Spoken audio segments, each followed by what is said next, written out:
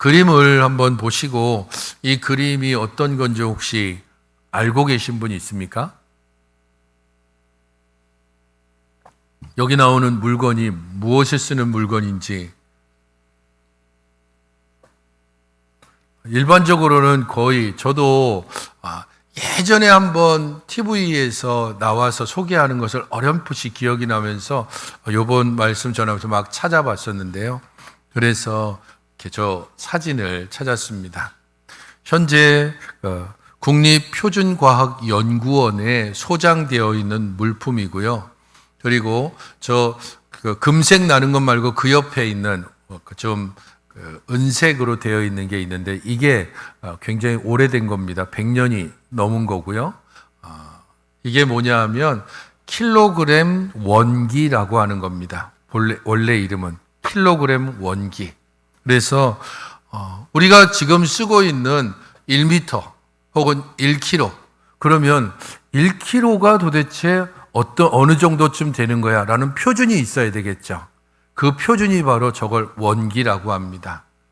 미터도 마찬가지로 1m 그러면 국제적으로 공인된 1m짜리의 원기가 있습니다. 그래서 우리나라에서 지금 저것을 도입을 해서 우리나라에서 1kg는 요것을 기준으로 한다라고 하는 것을 국제 표준으로 똑같이 하는 겁니다. 국제도량연국에서 1878년에 하나 원본을 만들었고 총 40개의 복제본을 만들었답니다.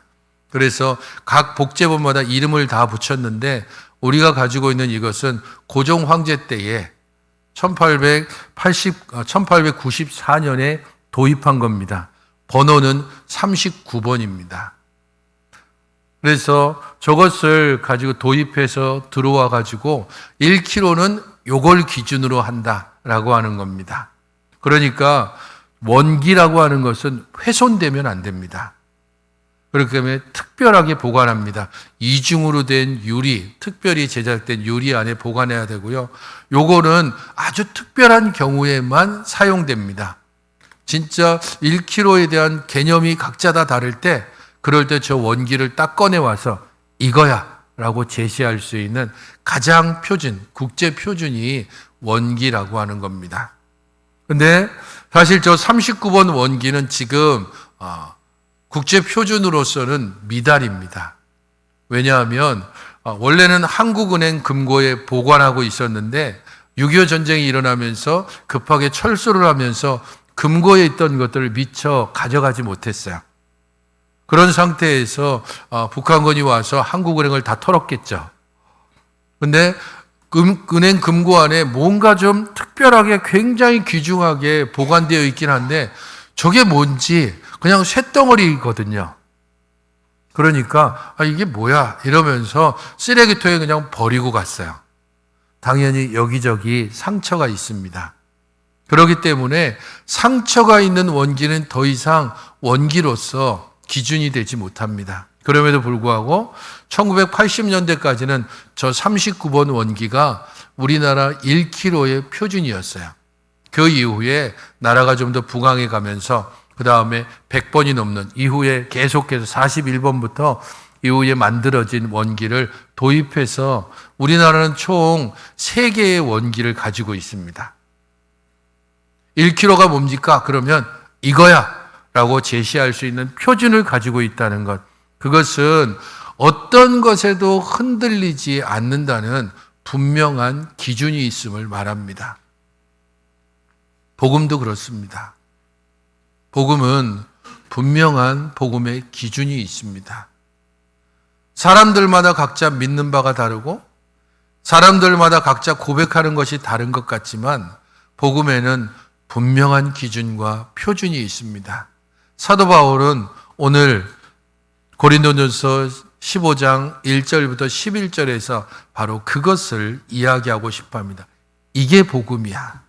이게 복음의 표준이야 라고 그렇게 이야기합니다. 왜 그런가 하면 고린도 교회 성도들이 처음 복음을 받았고 그 복음 가운데 기뻐하며 믿음 생활을 했지만 시간이 차차 지나면서 그들이 원래 복음으로부터 조금씩 벗어났기 때문입니다. 바른 믿음 생활이라고 하는 것은 다른 게 없습니다. 기준이 되는 복음, 그 복음에 우리들의 모든 생활을 맞춰야 됩니다. 그런데 사람이라고 하는 것이 죄악이 있고 우리 안에 탐심이 있어서 이 복음을 내 삶 가운데 맞추려고 하는 유혹을 받게 됩니다. 기준이 움직여서는 안 되는데 내가 움직이지 않고 기준을 옮겨오는 겁니다. 그러면 복음은 변질됩니다. 예수 믿으면 건강하고, 예수 믿으면 복받고, 예수 믿으면 사업이 잘 되고, 예수 믿으면 마음이 평안해지고, 아닙니다. 예수 믿어 고난받고, 예수 믿어 쫄딱 망하고, 예수 믿어서 병을 얻고, 예수 믿어서 손해보고, 예수 믿어서 온갖 오해를 받다가 그 오해를 다 풀지 못하고 억울한 가운데 죽을 수 있습니다. 예수님을 믿음으로 말미암아서 우리들이 기도하고 간구하는 모든 것들이 형통해지느냐? 그렇지 않습니다. 모든 길이 다 막힐 수도 있고요. 생명의 위협을 받을 수도 있고, 그리고 실제로 죽기도 합니다. 하지만 사람들은 자기 욕심대로 복음을 끌어당기려는 노력을 결코 그치지 않습니다. 우리도 그렇습니다. 말씀이 움직이지 않아야 되는데 말씀을 어떻게든지 움직여서 내 상황 속으로 끌어들여 와서, 그래서 내 삶을 말씀으로 합리화하려고 합니다. 이 정도면 괜찮지 않습니까? 흔히 술과 관련해서도 이야기할 때 성경에서 뭐 취하지 말라 그랬지 먹지 말라는 말은 없지 않습니까? 그러면서 자기를 합리화하는 것이 가장 일상적인 겁니다. 하지만 잠언서를 보게 되면 분명하게 아예 쳐다보지도 말라라고 하는 말씀이 있습니다. 하나님의 말씀을 내가 바라고 원하는 것만 쏙쏙 빼다가 내게 적용시킬 때 그것은 더 이상 복음이 아닙니다. 그것은 변질된 복음이고 훼손된 복음입니다. 그렇기 때문에 사도 바울은 지금 흔들리고 있는, 그리고 문제가 많은 고린도 교회를 향해서 복음이 무엇인가에 대해서 이야기를 하려고 합니다. 고린도 교회는 사도 바울이 2차 전도 여행 때 1년 반 동안 머물면서 오랫동안 머물면서 복음을 전하고 가르쳤습니다. 해상과 무역의 중심지였고 그렇기 때문에 부유한 도시였습니다. 모든 사람이 부유한 것이 아니라 도시는 부유했습니다. 그곳에서 부유함을 누리는 자가 있고 이 부유함을 떠받치는 가난한 자들, 그래서 빈부격차가 엄청나게 심한 곳이기도 했습니다. 부유한 도시답게 여러 많은 사람들이 드나들고 있었고 그렇기 때문에 우상 숭배가 아주 풍성했던 도시이기도 합니다.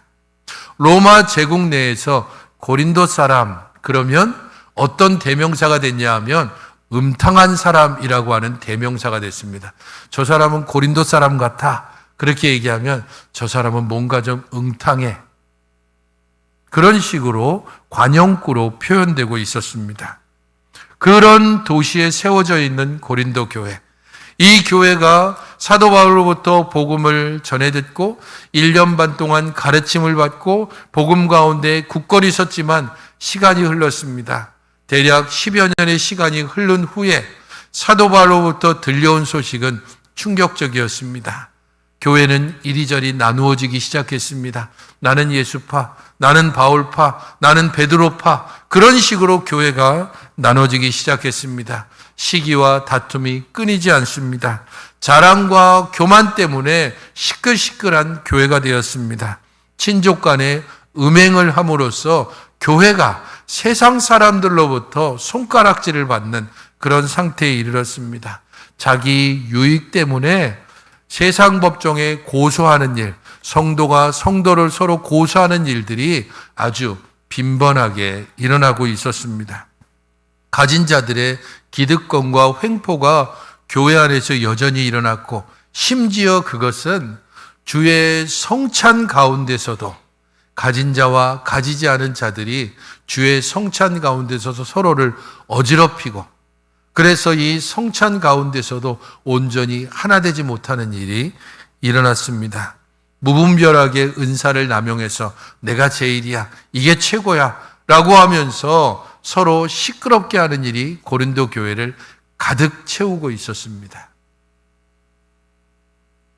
나는 믿는다라고 주장하고 있지만 그 믿음이 바른 복음 가운데 서 있지 않았기 때문에, 그래서 사도 바울은 이렇게 말하는 것입니다.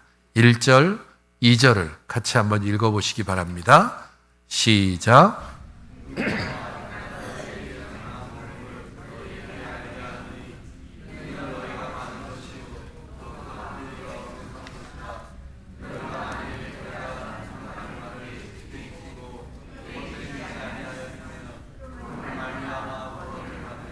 1절과 2절에서 사도 바울은 복음이라고 하는 단어를 헬라어상으로는 3번을 언급하고 있습니다.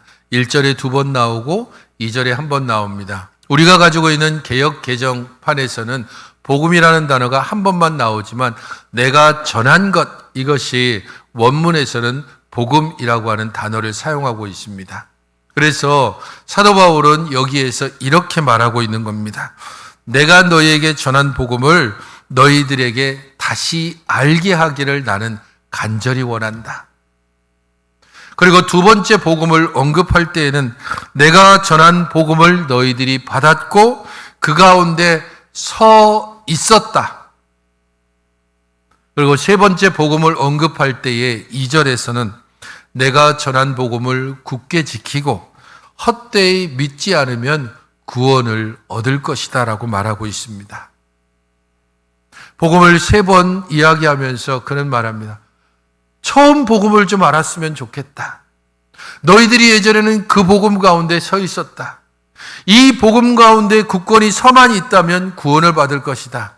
이것은 다른 말로 하면 이 복음 외의 것에 너희들이 서 있고 이 복음 외의 것을 붙잡고 있다면 너희들이 구원받았다라고 말하고 하는 것은 다 헛된 것이다 라는 겁니다. 나는 믿는다라고 얘기하지만 그 믿음이 원래의 복음을 벗어난 것을 붙잡고 있는 것, 헛된 복음, 짝퉁 복음을 붙잡고 있는 것들은 구원을 주지 못한다라고 분명하게 이야기하고 있습니다. 복음에 자신을 맞추는 것이 아니라 복음을 자신에게 끌어올 때, 그때 마음의 평화를 얻을 수도 있습니다. 그때 사업이 잘 될 수도 있고 그때 병이 나을 수도 있습니다.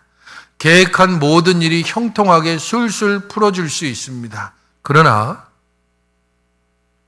복음에 서 있지 않는다면 결국에는 그 모든 것들이 헛된 것입니다. 우리가 붙잡고 있는 것은 어쩌면 복음으로 포장된 우리들의 욕망일 뿐입니다. 사도 바울은 바로 그것을 여기서 이야기하고 싶어 하는 것입니다. 너희들이 믿고 있는 그 복음이 진짜 무엇인지 다시 한번 점검해 봐라. 너희들이 고백하고 있는 그 믿음이 진정으로 내가 전한 그 복음이 맞느냐라고 묻고 있습니다. 그러면서 3절, 4절에 내가 전한 그 복음이 어떤 것인지를 3가지로 요약해서 말하고 있습니다. 3절, 4절입니다. 내가 받은 것을 먼저 너희에게 전하였노니 이는 성경대로 그리스도께서 우리 죄를 위하여 죽으시고 장사 지낸 바 되셨다가 성경대로 사흘 만에 다시 살아나사. 바울이 말하고 있는 복음은 어려운 것이 아닙니다. 그는 3가지로 이야기를 하고 있습니다. 성경대로 그리스도께서 우리 죄를 위해서 죽으셨다. 그리스도께서 죽으신 것은 우리의 죄를 위한 것이다 라는 것이 첫 번째입니다. 그리고 그 일들은 성경대로 하신 것이다. 개인적인 죽음이 아니다. 정치적인 희생양이 아니다. 그리고 그것은 혼자만이 감당하는 것이 아니다. 그의 죽으심은 우리의 죄를 위한 것이고 그것은 성경에 기록된 그대로 성취된 것이다 라는 겁니다. 사도 바울이 전한 것, 그 복음의 두 번째는 그가 장사되셨다라는 겁니다. 그가 장사되셨다라고 말하는 것은 그의 죽음이 분명하고 확실하다라는 것을 의미합니다. 그리고 그의 죽음이 분명하고 확실하다고 하는 이 사실은 그가 어떤 특별한 사람의 몸을 빌려 입은 신이 아니라 진정한 우리와 같은 사람이셨다라는 것을 말해주는 것입니다. 많은 이단들이 예수라는 사람이 있고 하나님께서 그 예수라는 사람에게 잠시 들어갔다가 십자가에 달려 죽을 때에는 하나님은 빠져나가고 실제적으로 죽은 것은 그냥 예수라는 사람이다 라고 말하고 있는 그런 이단들의 가르침에 대해서 그렇지 않다. 그가 장사되셨다.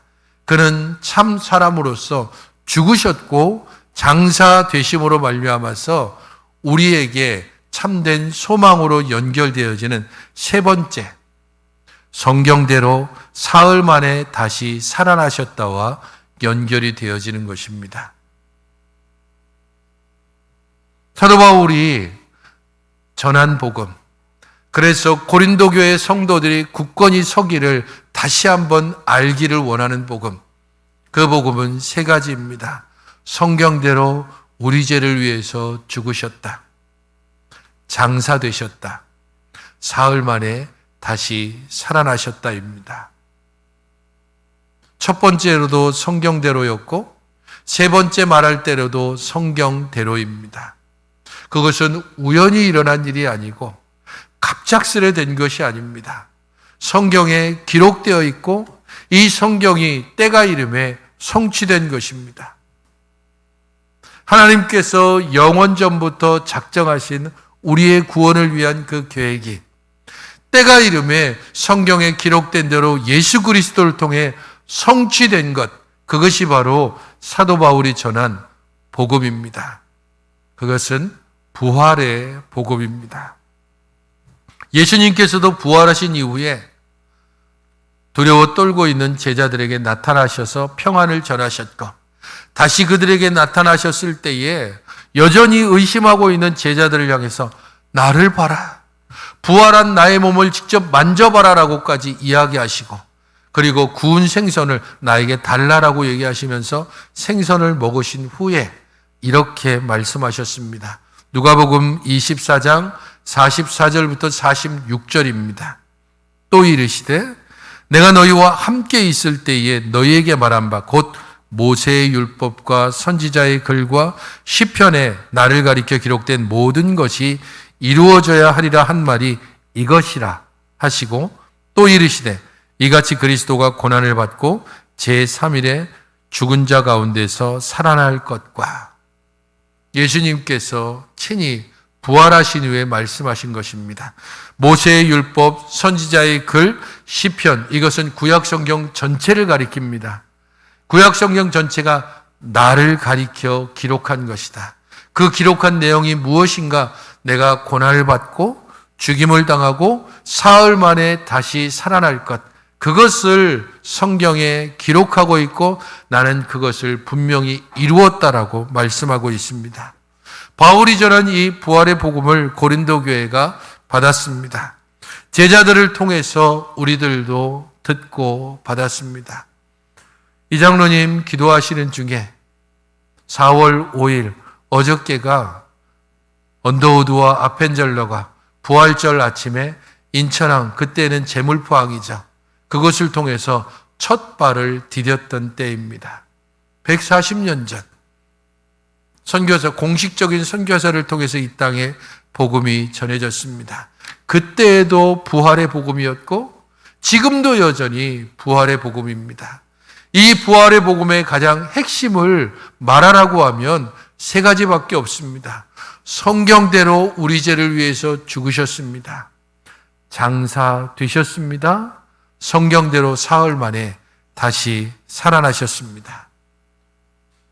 그의 부활이 분명하고 확실하다는 사실을 증거하기 위해서 5절부터 8절에서는 부활의 증인들을 소환하고 있습니다. 게바에게 보이셨다.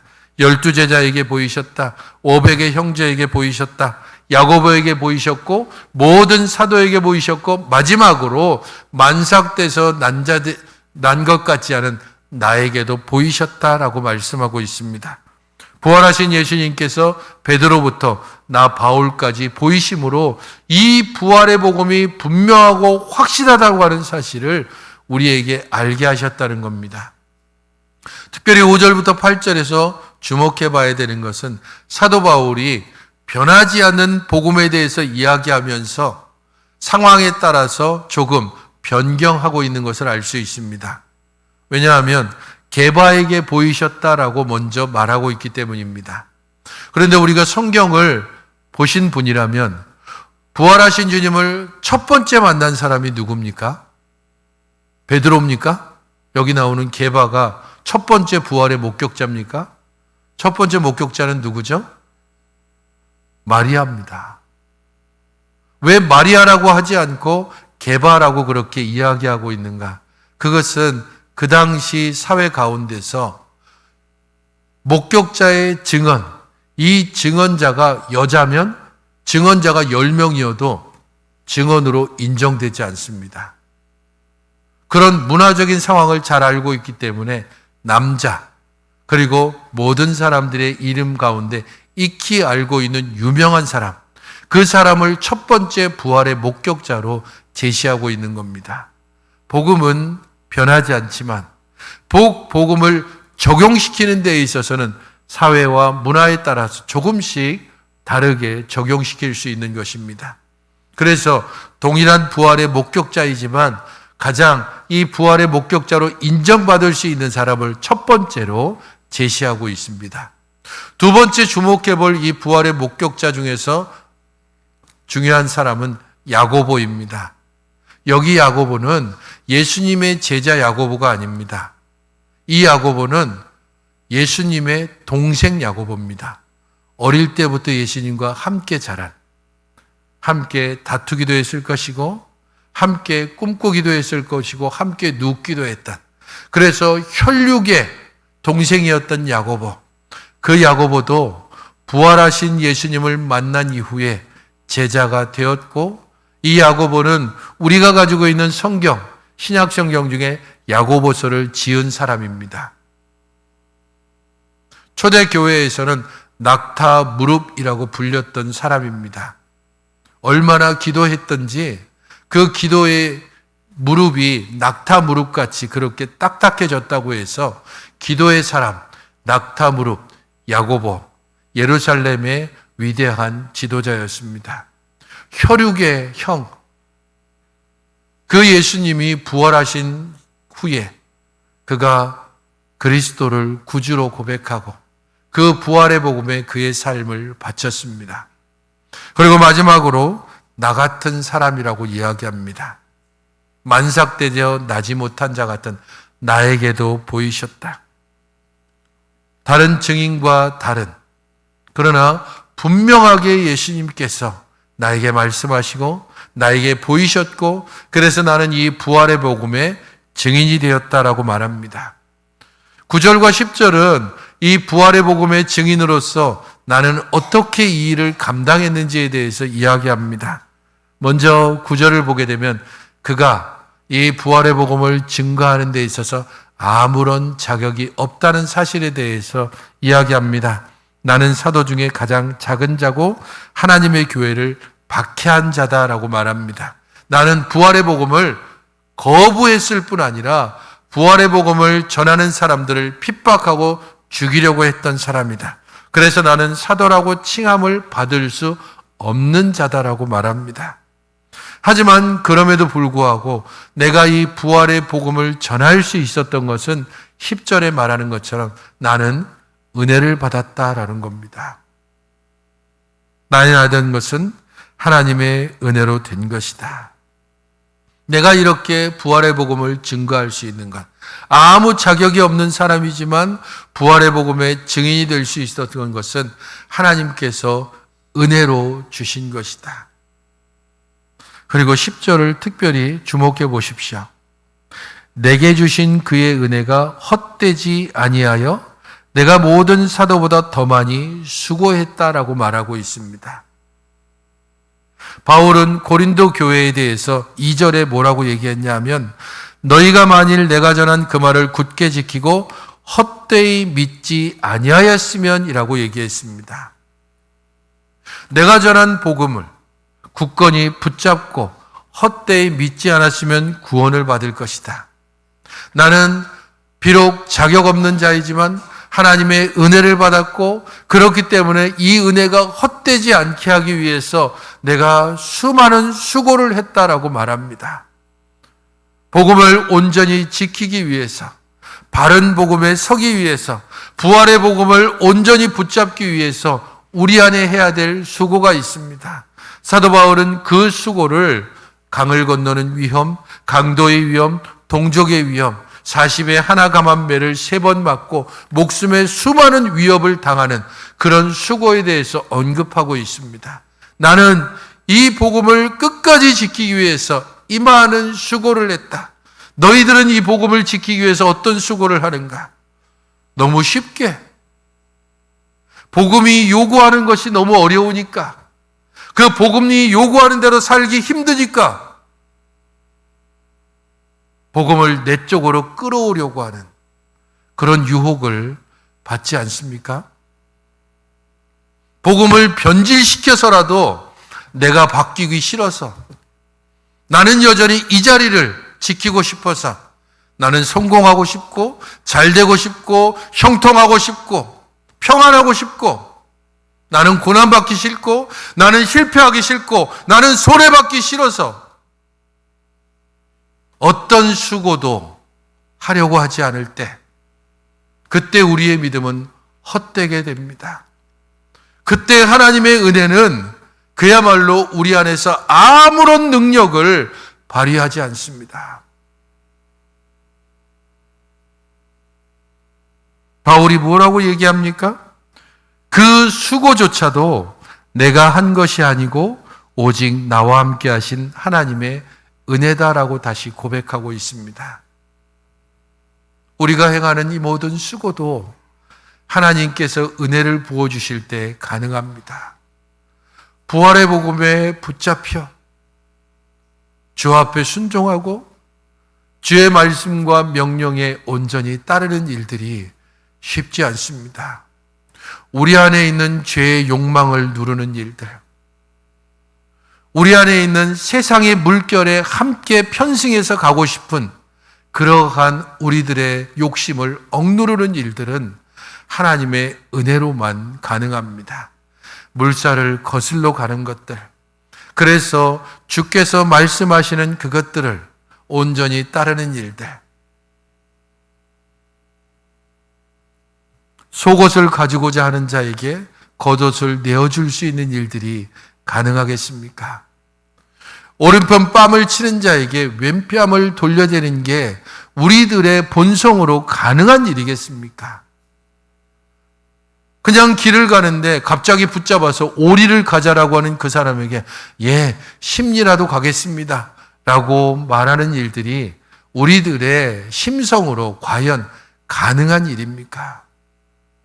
결코 가능하지 않습니다. 주의 은혜로만 가능합니다. 그 모든 일들을 나는 주의 은혜로 가능했고, 그래서 이 은혜 가운데서 나는 부활의 복음을 전해왔노라라고 11절에 말하고 있습니다. 그러므로 나나 그들이나 이같이 전파하며 너희도 이같이 믿었느니라. 성도 여러분, 사도 바울은 고백하고 있습니다. 우리들은 모두 동일한 부활의 복음을 받았습니다. 우리들은 모두 하나님의 은혜를 입었습니다. 그렇다면 이 은혜 가운데 여전히 머물러 있기를 소망합니까? 이 은혜 가운데 우리가 마땅히 해야 될 수고를 감당하고 있습니까? 이 은혜로 말미암아서 포기할 것을 과연 포기하고 있습니까? 이 은혜로 말미암아 손해볼 때에 억울해하지 않고 기꺼이 감수하고 있습니까? 복음 때문에 우리가 일상적으로 행하던 것들에 잠시 멈칫하고 돌아설 수 있다면 그때 우리는 하나님이 나와 함께 계심을 느낄 수 있습니다. 우리 모두는 하나님의 은혜로 부활의 복음을 받고 구원을 얻었습니다. 하나님의 은혜는 누구에게나 아무에게나 주어집니다. 사도 바울이 고백하는 것처럼 나 같은 자라면 결코 얻을 수 없는 그 부활의 복음 하나님의 은혜를 받았습니다. 동일하게 우리들도 이 하나님의 은혜를 받았습니다. 그러나 기억해야 합니다. 하나님의 은혜가 누구에게나 아무에게나 주어진다고 해서 아무렇게나 주어지는 것은 아닙니다. 하나님의 은혜는 그냥 옛다 받아라라고 그렇게 필요 없는 것, 쓸모없는 것, 그래도 쓸만한데 이러면서 던져주는 그러한 아무렇게나 주어지는 은혜가 아닙니다. 하나님의 은혜, 곧 이 부활의 복음에는 바울이 이야기한 것처럼 우리 죄를 위한 그리스도의 죽음이, 그의 피 흘림이, 그의 고난이 들어 있습니다. 참 사람으로서 무덤에 장사되신 그의 죽으심이 있습니다. 그리고 사흘 만에 다시 부활하신 영광스러움이 이 은혜에는 함께 들어 있습니다. 성도 여러분, 우리는 우리 자신들이 유혹받거나 혹은 우리 자신들이 믿음 안에서 조금 멀어졌다고 생각할 때마다, 아니 어쩌면 매일매일 일어날 때마다 이 세 가지 질문을 던져야 합니다. 그가 왜 죽으셨는가? 우리 죄를 위하여. 그가 왜 장사되셨는가? 우리 죄를 위하여. 그가 왜 부활하셨는가? 우리 죄를 극복하려고. 매일매일 이 세 가지 질문을 통해서 우리는 죄를 이길 힘을 얻습니다. 죽음의 공포를 이길 수 있습니다. 이 땅의 것에 미련을 두거나 이 땅의 것에 연연하는 것이 아니라 영원한 하나님의 나라를 소망하며 하나님이 내게 맡기고 명하신 것들이 무엇인지를 알기를 더욱더 힘쓰게 되는 것입니다. 이 부활의 복음이 죄와 굴복하고 타협하려는 우리를 다시 부활의 복음 가운데 세웁니다. 이 부활의 복음이 사망의 권세로 인하여서 죽음을 두려워하고 그것 때문에 온갖 것들을 다 우리 주변에 쌓으려고 하는 이 모든 노력들을 그치게 합니다. 그리고 이 부활의 복음이 우리들을 영원한 생명의 소망 가운데 살게 하셔서 이 땅이 아니라 주의 나라를, 지금 이 날이 아니라 하나님의 영원한 그날들을 소망하면서 믿음 안에 살아가게 하는 것입니다. 성도 여러분, 부활의 복음을 믿으십니까? 그가 우리 죄를 위해서 죽으셨음을 믿으십니까? 그가 우리 죄 때문에 장사되셨음을 믿으십니까? 그가 우리들에게 영원한 생명을 주시려고 죽은 지 사흘 만에 부활하셨다는 것을 분명히 믿고 고백하십니까? 이 믿음 가운데 부활의 복음을 온전히 붙잡고 참된 생명 가운데서 주의 복음을 증거하며 참 생명의 소망 가운데 살아가시는 여러분들이 되시기를 주님의 이름으로 축원드립니다. 기도하겠습니다. 우리 아버지 하나님, 저희들 모두를 주의 은혜와 말씀 가운데 온전히 붙잡아 주시옵소서. 연약할 뿐 아니라 교활하기도 하고 그리고 우리들 쉽게 흔들리는 저희들이오니 다시금 부활의 복음을 붙잡고 이 부활의 복음 가운데서 죄의 유혹을 이기고 죽음의 권세를 이기며 영원한 생명을 소망하며 바라보며 나아가게 하여 주시옵소서. 우리 안에 주신 이 부활의 복음으로 말미암아 우리들이 쉽게 타협하려고 하는 이 세상으로부터 영원한 하나님의 나라를 향한 참된 소망을 다시금 일으켜 주시옵소서. 또 그 소망 가운데 살게 하기 위하여 이 성찬을 주심을 감사드립니다. 성찬을 통하여 우리가 육의 몸을 입지만 영의 사람임을 잊지 않게 하셔서 다시금 우리의 영혼이 힘을 얻어 우리 하나님이 주신 부활의 복음 가운데 새로운 생명을 얻고 다시금 우리의 자리를 점검하고 주께 나아가게 하여 주시옵소서. 예수 그리스도의 이름으로 기도하옵나이다. 아멘.